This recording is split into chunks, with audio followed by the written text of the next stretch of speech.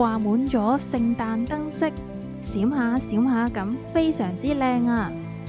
晶晶聽到叮叮當當嘅鐘聲，點解會有咁好聽嘅鐘聲嘅？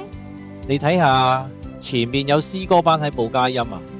我見到啊，佢哋仲用手鈴嚟伴奏添啊！喺教堂大門嘅前面設置咗耶穌出世嘅場景。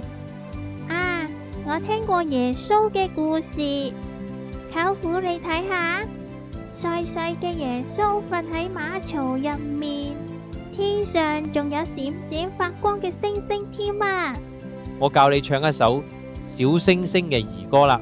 我知道今日係12月25號，係聖誕節。